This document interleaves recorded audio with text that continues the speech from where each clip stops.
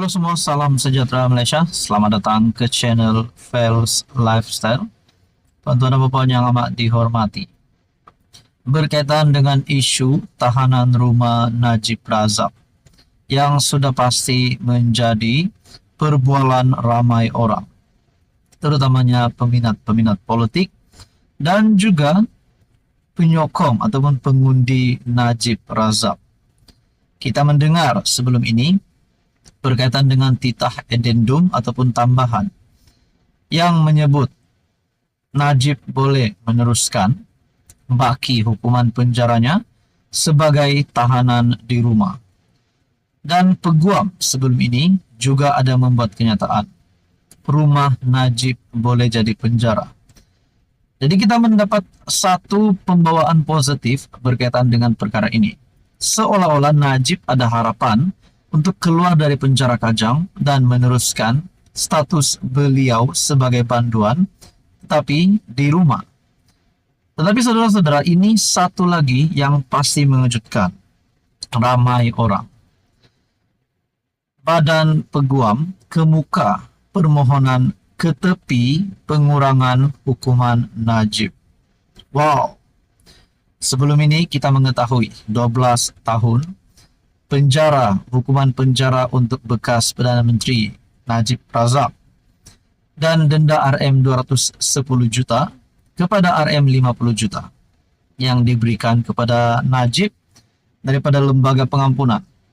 Namun saudara-saudara, badan peguam pula bertindak kemuka permohonan ketepi pengurangan hukuman Najib.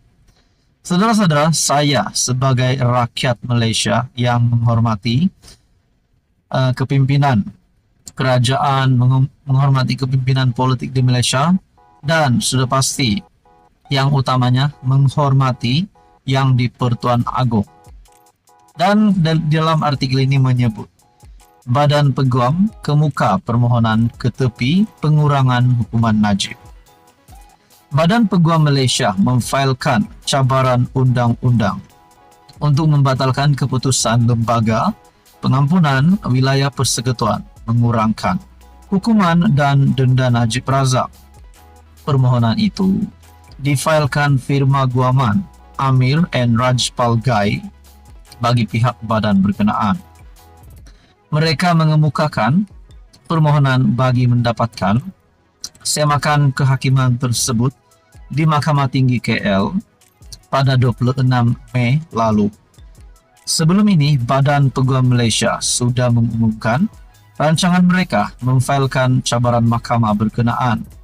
Najib sebelum ini dihukum penjara 12 tahun dan denda RM 210 juta selepas disabitkan bersalah atas 7 pertuduhan jenayah. Lembaga pengampunan berkenaan kemudian memberikan potongan apabila membenarkan bekas PM itu dipenjara hanya selama 6 tahun dan denda sebanyak RM 50 juta. Menurut salinan dokumen itu, Badan Peguam menamakan Lembaga Pengampunan Wilayah Persekutuan KL, Labuan dan Putrajaya sebagai responden pertama, manakala Najib sebagai responden kedua. Badan berkenaan memohon pengurangan tempoh penjara dan denda yang diberikan lembaga terbabit kepada Najib sebagai menyalahi undang-undang, tidak berperlembagaan dan tidak sah. Badan Peguam juga memohon injunksi kekal untuk menghalang Najib daripada terus mengemukakan sebarang permohonan pengampunan diraja, penangguhan hukum atau kelegaan hukuman, kecualilah dia dapat memenuhi 3 syarat ditetapkan. Nah, saudara-saudara, adakah di sini Najib Razak yang kita fikir seolah-olah mempunyai harapan untuk pulang ke rumah, tetapi pada akhirnya Badan Peguam Malaysia pula membuat ataupun mengemukakan permohonan ketepi pengurangan hukuman Najib. Nah, saudara-saudara, ini semua menjadi persoalan. Apa komen Anda? Sekian saja. Sekali lagi saya ingin menegaskan pendirian saya tetap menghormati, menjunjung titah yang di Pertuan Agong. Halo semua, salam sejahtera Malaysia, tuan-tuan dan puan yang amat dihormati semua. Sebelum ini kita dikejutkan dengan rampasan yang dilakukan, di mana disahkan oleh Suruhanjaya Pencegahan Rasuah Malaysia, di mana berkaitan dengan case 1MDB, rampasan Bugatti berkaitan case 1MDB, SPRM sudah siasat sejak 2020. Nah, ini satu berita terkini. Timbullah semula nama Jolo ataupun Loh Teck Jo yang menjadi buruan. Ada yang bertanya di mana sudah Jolo berada. Adakah beliau hilang? Adakah beliau sudah tidak ada? Ataupun adakah beliau ini sudah melarikan diri? Lokasinya entah kemana. Dan ini berita terkini berkaitan dengan rampasan Bugatti yang kita dengar sebelum ini. Berita susulan, kereta Bugatti milik Jolo antara rampasan SPRM di Jerman. Artikel bertarik 30 April. Siasatan SPRM mendapati salah satu daripada 4 kereta model Bugatti Veyron yang dirampas di Munich, Jerman, disyaki dibeli oleh Jolo ataupun Loh Teck Jo menggunakan dana daripada 1MDB.